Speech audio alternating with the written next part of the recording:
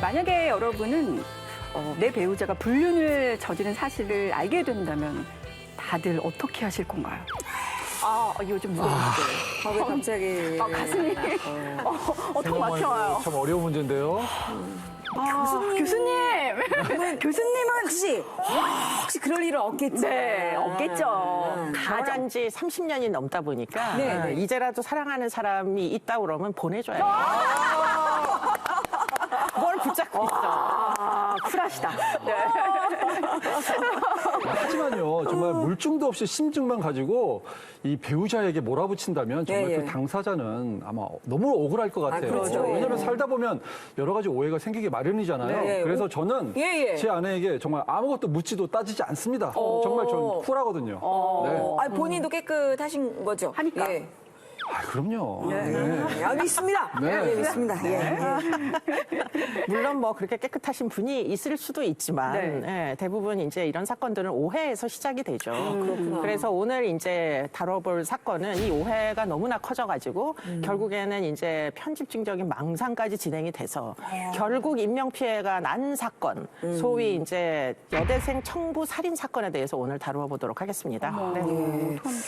자, 이 명문 법대에 재학 중이던 피해자는요, 이 집과 이 도서관을 매일 오가면서 사법고시를 준비했던 꿈 많은 여대생이었습니다. 그런데 어쩌다가 이렇게 끔찍한 살인사건에 휘말리게 된 걸까요? 저희가 영상 보고 이야기 나눠보도록 하겠습니다. 여대생의 공기총 피살 사건은 원한에 의한 청부 살인일 가능성이 커지고 있습니다. 공기총에 피살된 하모 씨가 마지막으로 자신의 아파트를 나가는 화면입니다. 우산을 든 하 씨들을 두 명의 남자가 빠른 걸음으로 따라갑니다. 곧이어 이들을 태운 것으로 보이는 승합차가 어디론가 사라집니다. 그 열흘 뒤 하 씨는 경기도 하남시 검단산에서 싸늘한 시체로 발견됐습니다. 부검 결과 하 씨는 살해되기 전 8일 동안 어딘가에서 감금돼 있었습니다. 하 씨는 공기총을 6발이나 맞고 잔인하게 살해됐습니다.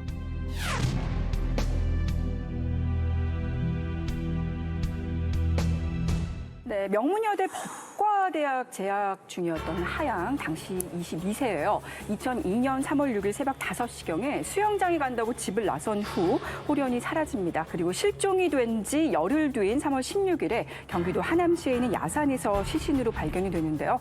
이 시신의 상태는 정말 입에 담기 어려울 정도로 참혹한 수준이었습니다. 이 범행 도구로 공기총이 사용이 되고 같은 부위에 무려 6발의 총상을 입었다고 하네요. 문제는 6발이나 총상을 거의 한 곳에 입었다. 이거는 사실은 무엇인가 좀 정상적이지 않은 상황이다. 이렇게 이제 봐야지 됐었고요. 네. 그리고는 한쪽 팔에 골절이 3군데나 나 있었다는 거예요. 그러니까 초기 단계에서 경찰은 아마도 이 하양에게 고통을 주기 위한 아마도 원한 관계 같은 게 있지 않았겠느냐. 네. 이런 이제 생각을 가지고 하양 인근의 인간관계, 원한 관계를 찾기 시작했다고 합니다. 네. 정말 이 사법고시를 준비하고 있는 이 평범한 대학생에게 원한을 품을 사람이 누가 있을까 싶은데 전 정말 놀랐습니다. 예. 이 하양에게 앙심을 품은 사람이 바로 하양의 이종 사촌인 김 씨의 장모인 윤 씨였다고 합니다.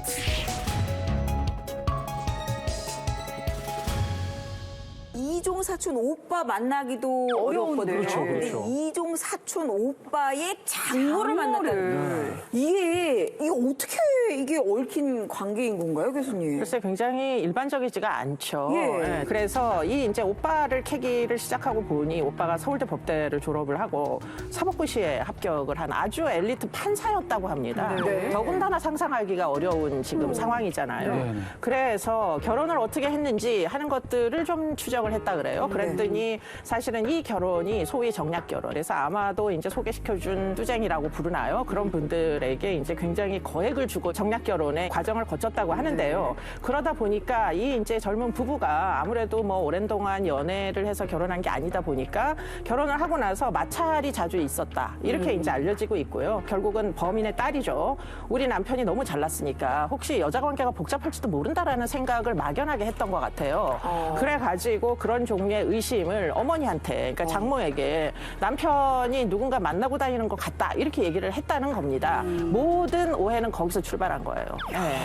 아니 그런데 사실 우리가 사회생활 하면서 친구랑 연락을 할 수도 있고 단순히 그냥 연락을 주고받는 사이를 가지고 이렇게 불륜으로 의심까지 한다는 것은 이거 좀 지나친 과장이거든요. 윤 씨라는 사람이 중견 기업의 회장의 부인이었다 그래요. 문제는 뭐냐면 그 회장분이 아주 젊은 시절부터 여러 번의 불륜을 이제 그 관계가 있었고 그거를 알면서도 이제 오랜 동안 참아온 누적된 스트레스가 있다 보니까 회장님이 차에 여성과 함께 있는 불륜 현장을 목격을 하고는 네. 본인이 몰던 차를 그대로 몰고 가서 그 차를 들이받을 정도로 굉장히 이제 오랜 기간 동안 남편의 불륜을 참지 못해가지고 거의 폭발 직전에 있었던 어떻게 보면은 정신과적으로 좀 정상에서는 굉장히 벗어나 있는 그런 병증이 있었던 것으로 보입니다. 네. 그래서 이제 우리 딸도 나처럼 이렇게 평생 동안 불륜을 저지르는 남편하고 또 살게 되는 거 아니냐 이런 이제 불안감이 있었던 거죠. 근데 여기에다가 정말 의심을 증폭시킬 만한 결정적인 제보 전화가 와요.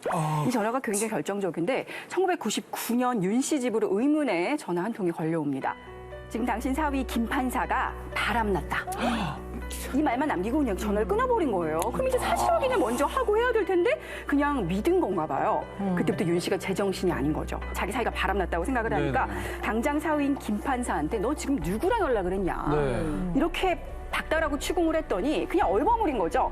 아니 제가 고등학교 때부터 과외를 해왔던 제 사촌 여동생 그러니까 하양이 사법고시 준비하는데 뭐 물어봐서 통화 좀 했다라고 한 거예요. 그냥 이렇게 둘러댔던 거예요. 근데 이게 이렇게 커질 줄 몰랐던 거죠. 이 윤 씨라는 이 회장의 사모님이 워낙에 남편이 바람피는 거를 평생 보고 이제 인내하면서 살다 보니까 이 이제 두 번의 전화를 놓고도 이제 거짓말이다. 이게 이제 사실은 이종사촌 간에 뭔가 불륜이 있는데 이거를 숨기기 위해 가지고 마치 뭐 고시 준비를 하기 위한 조력을 기울였다. 이런 식으로 변명하는 거 아니냐 하고 이제 생각을 마음대로 해버린 거죠. 어머나. 이거는 병적인 증상이 아닌가 이런 생각이 드네요. 왜냐하면 이종 사촌 동생과 오빠 사이를 의심하는 거잖아요. 친척간인데도. 네, 이제 이것을 정상적이라고 보기는 어렵고 아마도 이 이제 회장 부인 사모님은 이제 일종의 편집증적인 성격 장애, 편집성 성격 장애가 있는 데다가 지금 이제 전화 한 통을 건 그 이제 문제가 그 있었던 때문에. 거예요. 네. 그 무언가 이렇게 촉발 요인이 있다 보니까 거기서 이제 심하게 진행이 돼가지고 사실은 이분이 정신과 치료도 받았던 전력이 있어요. 의료 기록을 보니까 망상 장애. 망상이란 뭐냐? 현재 존재하지 않는 어떤 의심 때문에 마치 존재하는 것처럼 세상에. 그렇게 이제 느끼는 장애를 이미 앓고 있었다고 합니다. 네. 자, 어쨌든 이 하양, 이 사촌 여동생을 사위의 이 불륜 파트너라고 확신한 윤 씨가 2000년 9월부터 하양을 미행하기 시작해요. 자, 윤 씨가 미행을 하기 위해서 고용한 사람이 25명이 된다고 합니다. 다행적이네요. 참 신기하기 짝이 없는 일이고 돈이 이렇게 많을까 뭐 궁금하기도 합니다. 네, 영화 같아요. 글쎄 말이에요. 25명을 고용하려면 돈이 도대체 얼마나 영화도 들었겠어요. 25명은 안 할 거예요, 진짜. 네, 그런데 하양은 집과 이제 고시 공부해야 되니까 도서관 그 양쪽만 왔다 갔다 한 일상생활을 하다 보니까 문제는 25명이나 미행을 붙일 이유가 사실 없죠. 그렇죠. 그런데 어쨌든 이제 굉장히 많은 사람들을 미행을 붙이고 나니 이제 윤 씨 입장에서 보면 이 회장 부인 입장에서 보면 이것들이 열심히 미행을 하는지도 또 확인을 해야 되잖아요. 아, 그것도 그 의심했군요. 사람이 의심이 되는구나. 돈을 이제 줬는데 일을 안 하면 어떡해요. 그래가지고는 조를 짜서 미행을 붙였는데 그 미행을 제대로 하는지를 확인하기 위해 가지고 본인이 직접 또 미행을 하기도 하고 그러니까 이제 하양을 미행하는 것에서 모자라가지고 이제 결국은 미행하는 사람을 또 미행하기도 하고 그렇게 이제 의심이 점점 병증이 심해졌다고 합니다. 네. 그래서 이들에게 요구했던 건 결국은 김 판사 이종 사촌 오빠하고 이 사촌 동생 하양 사이에서 은밀하게 둘이 만나는 사진을 찍어 오면 3억을 준다. 정말 3억을 이제 내다 사진 걸기도 예, 야. 사진만 찍어 오면 그랬다고 합니다. 네. 아니 그러니까 증거가 나오지 않으니까 이런 식으로 형사까지 걸었던 네, 거네요. 네, 네. 이 정도면은 뭐 교수님 거의 뭐 스토킹이라고 해야 될 것 같은데 자 이렇게 무려 2년 동안이나 하양을 괴롭혀 왔다고 합니다. 근데 하양 본인뿐만 아니라 하양의 가족들조차도 얼마나 힘들었을까 이런 생각이 드는데요. 자 저희가 그때의 상황이 어땠는지 아주 어렵게 하양의 친오빠를 저희 제작진이 직접 만나봤습니다. 바쁘신데 어떻게 예. 해주신다고 하셔가지고 아니요, 괜찮습니다. 예, 계속 관심 가져주시니까 저희는.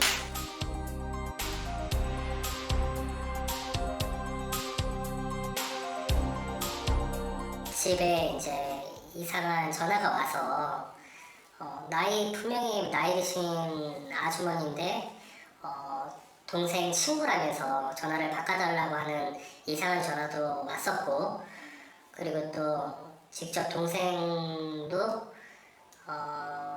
일상적으로 길을 걷다가 누군가 뒤에서 미행하는 것도 눈치챈 적도 여러 번 있었고, 뭐 그런 것들을 되게 수상하게 여겼었던 차에 나중에는 그 동생 사촌 오빠인 그 오빠로부터 자신의 그 장모가 동생을 의심하고 있으니까 좀 약간 그렇게 알고 있어라, 좀 조심을 하는 게 좋겠다 라는 전화를 받고, 아버지께서 직접 이제 만나서 그런 의심을 풀어야겠다 싶어가지고 직접 동생도 같이 동행을 해서 가서 어떻게 된 사실인가 따지려고 이제 물었는데, 자기를 찾아왔다고, 자기 집에 이제 그 찾아왔다고 그 경찰에 이제 신고를 해서 주거 침입을 했다 경찰에 신고를 하면서 더 이상 들을 이야기도 없고 가치도 없다라고 하면서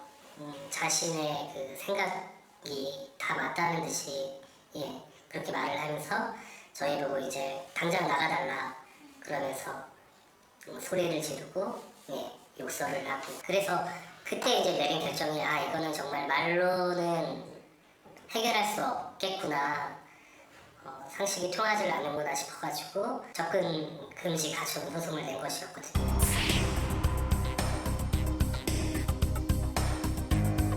본인과의 불륜사실 관계를 의심을 하기 시작해서 이 일이 생긴 건데, 본인이 아니라고 해명을 적극 나서서 했어야 되는데 그거를 하지 않았다는 거, 해명을 절대 하지 않고 저희가 나중에 생각하기로는 자신의 안위를 생각했던 것 같아요. 그거는 자신만 생각하고, 자신이 이게 아니라고 말을 하게 되면 자신의 장모의 말을 또 반하게 되는 거니까, 그래서 이러지도 못하고 저러지도 못하고 그냥 묵묵부답으로. 그런데 저희 가족으로서는 그게 말이 안 되는 일들이니까.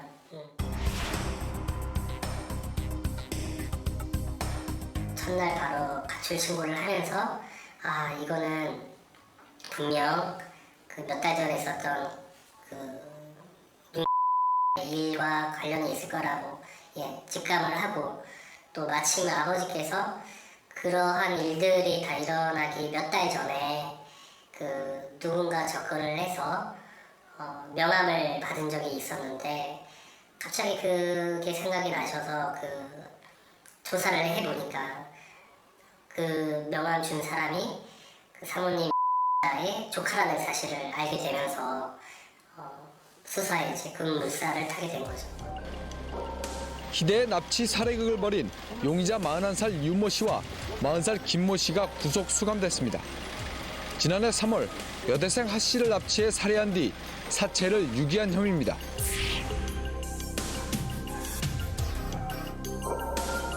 자, 이 경찰 수사 결과 범인은 두 남성으로 밝혀졌습니다. 두 남성.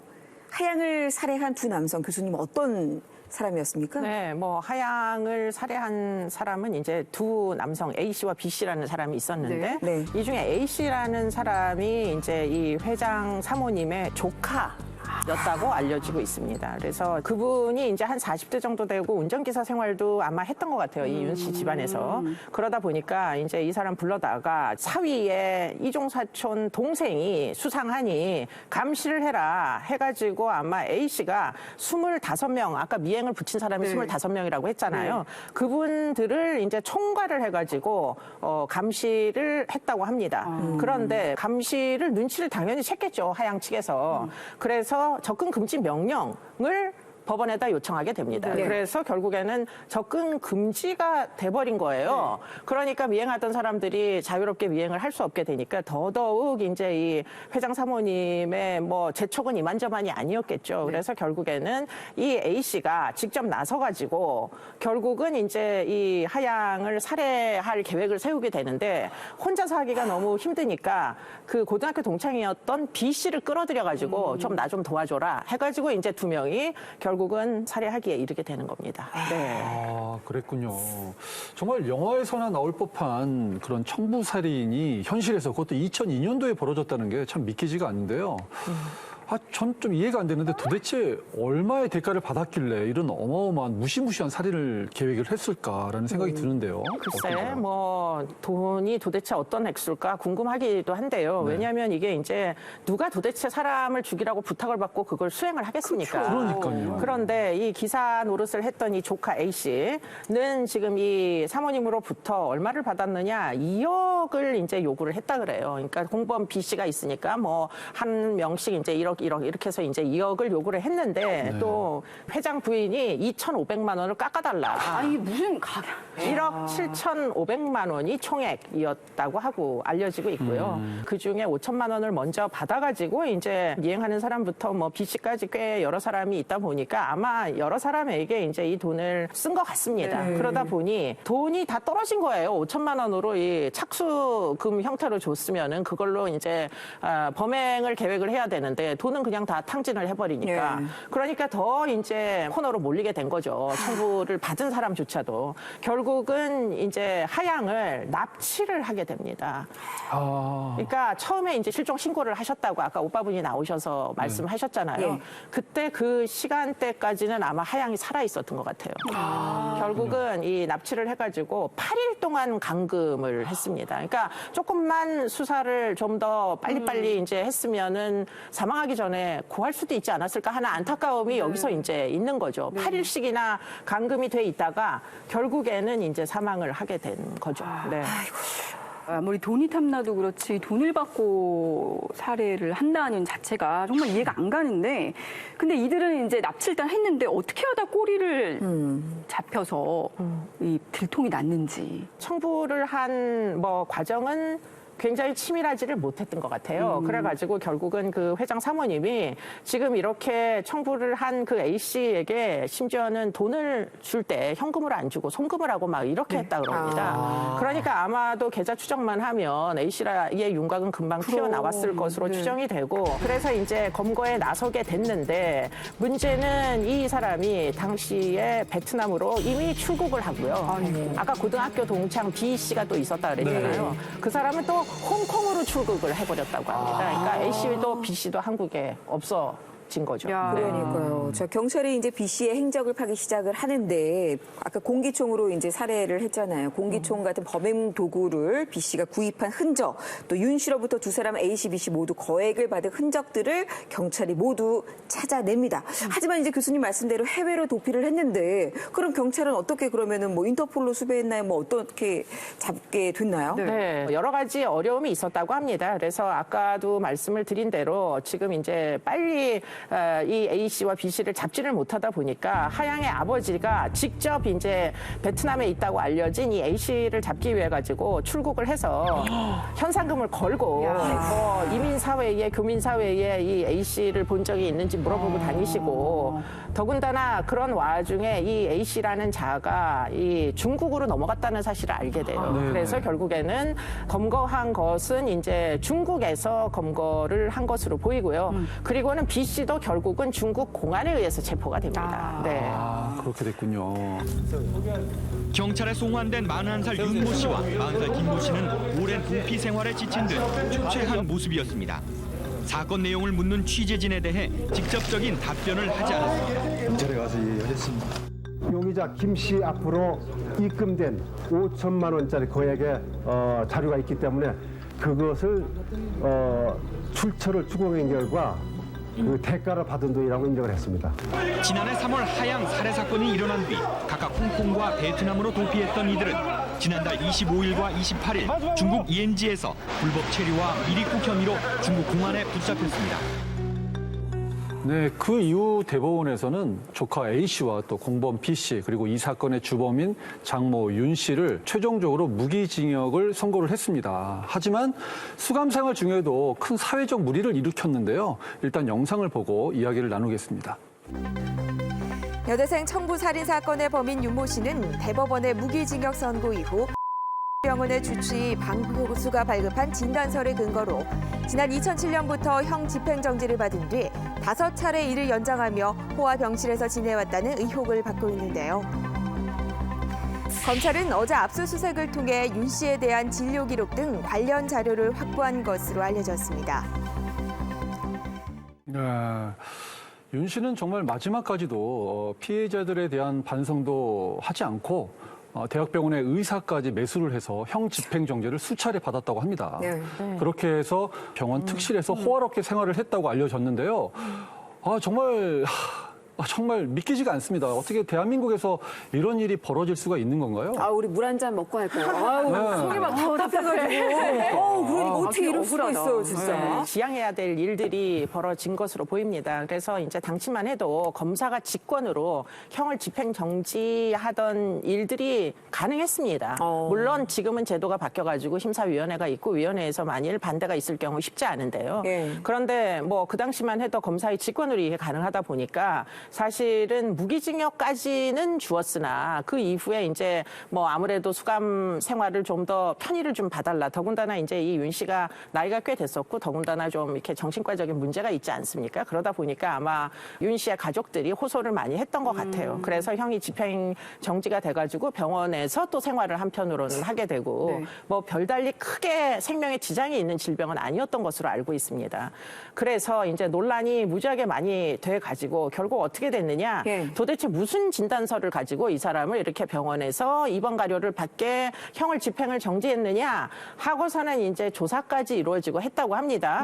그런데 결과론적으로 이제 대학병원의 의사의 진단서가 있었는데 사실은 근거 없는 그 진단명이 나온 거예요. 증상과는. 그래서 결국에는 허위 과장 진단서를 발급해준 이제 이 의사에게 벌금 500만 원을 선고를 했고요. 그리고는 또 이 남편도 사회적 비판 여론이 높아져서 결국 이제 세금 관련된 이제 조사를 받아가지고 봤더니 결국은 이 회장님이 150여억 원을 빼돌려가지고 그 중에 일부를 또 구명운동에다가 이 형 집행 정지가 되도록 뭐 이렇게 좀 쓰기도 하고 그래서 이 회장님도 결국은 징역 2년에 집행유예 3년이 확정이 됐다고 알려지고 있고요. 이 두 분은 결국은 이혼하셨다고 알려지고 있습니다. 그렇습니까? 한 사람이 죽고 가정이 파탄이 났는데 이건 굉장히 가벼운 처벌이라고도 하기도 참 그래요. 근데 피해자 가족들은 법의 심판을 기다리고 있었을 텐데 맞습니다. 2차적으로 굉장히 많이 상처받았을 것 같아요. 천벌받아야죠, 이런 분들은. 이제 지금 많은 시청자분들이 보면서 가슴을 움켜쥐고 답답하다 이렇게 저처럼 반응을 하실 것 같은데. 자, 그래서 준비했습니다. 이 사건의 루머를 속 시원히 밝혀보는 시간을 저희가 가져보도록 하겠습니다.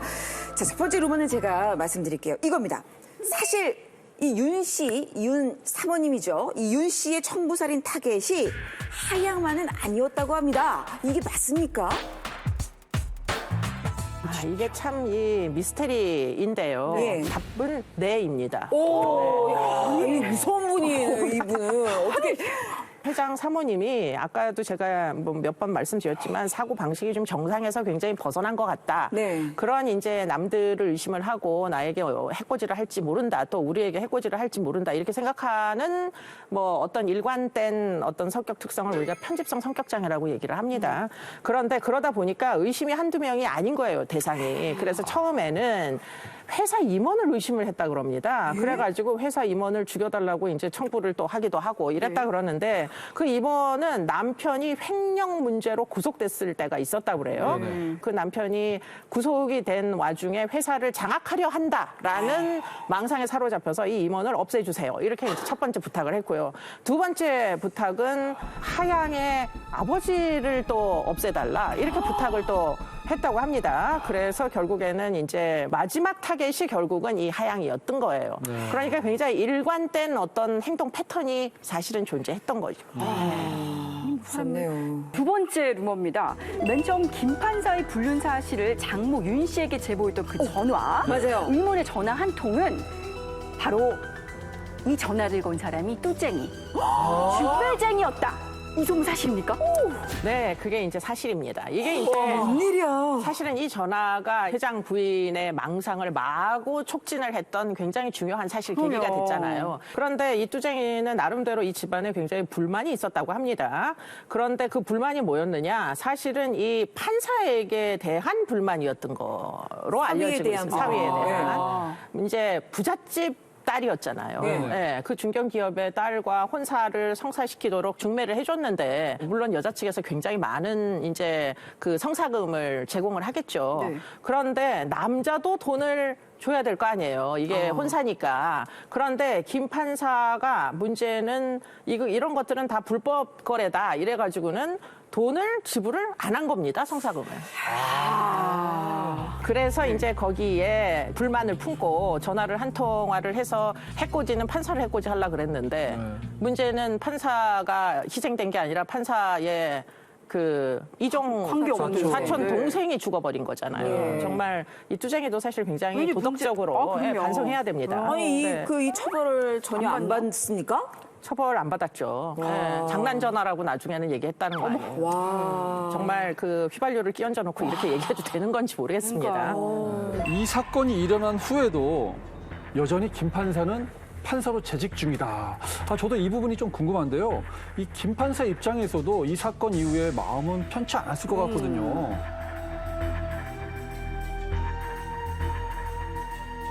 동생이 이제 그 사건이 일어나고 2006년 일어나고 10년간 계속 판사 측에 있었던 걸로 알고 있고요.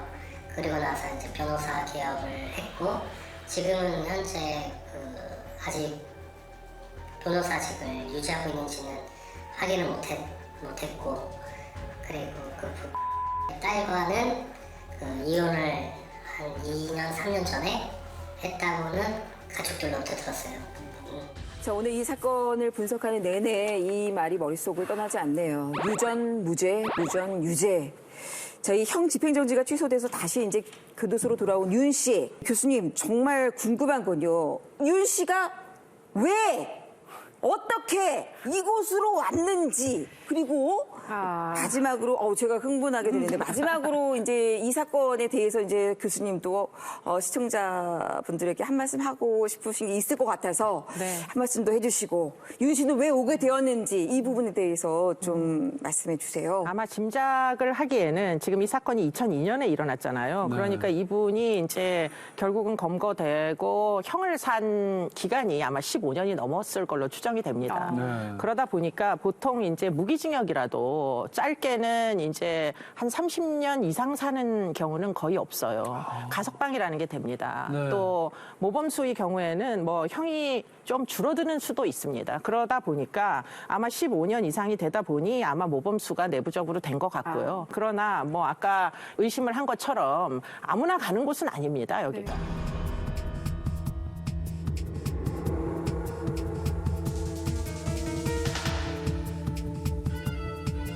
유족들로서는 이러한 강력 범죄를 겪고 나면 위안이 되는 거는 단 한 가지 법의 단죄, 제대로 된 단죄이지 않습니까? 그런데 이런 말도 안 되는 일로 형평에 맞지 않게 뭐 형집행정지를 해준다든가 환경이 좋은 교도소에 수감을 시킨다든가 절대로 그래서는 안 된다고 생각을 하고 뭐 돈이 많건 적건 간에 피해자 유족으로서는 법의 단죄만큼은 정말 제대로 받게끔 그 법의 집행이 이루어졌으면 하는 그게 마지막 바람이죠.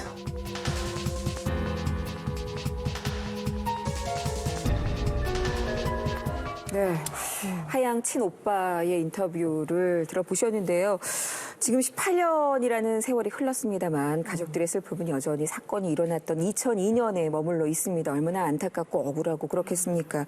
그런데 더욱더 마음이 아픈 건 지난 2016년에 하양의 어머니께서 이 딸의 죽음에 대한 충격으로 끝내 목숨을 이제 세상을 떠나셨다는 소식이 전해졌다는 겁니다. 자, 2002년 3월 16일 애타게 찾던 딸이 그리고 여동생이 싸늘한 주검으로 발견됐을 때 가족들의 마음은 어땠을까요? 사실은 정의가 실현됐느냐. 지금 꽃다운 나이에 사실은 너무 억울하게 이유 없이 사망한 그것도 8일이나 잡혀 있다가 사망한 거예요. 맞아요. 예, 얼마나 공포스러웠겠어요. 그 죽음의 과정이. 그런데 지금 이러고 있으니 그 참 안타깝다. 정의라는 건 사실은 재판으로 끝나는 건 아니다. 형이 집행되는 과정에서도 그 사법정의가 계속 공평하게 실행될 수 있도록 우리가 여러 가지 행정상의 정당성을 좀 고려를 해야 될 것 같다. 그런 생각이 듭니다. 네. 네. 자, 오늘 2002년도에 일어났던 여대생 청부 살인 사건에 대해서 얘기 나눠봤습니다. 오늘도 함께해 주신 이수정 교수님 고맙습니다. 고맙습니다.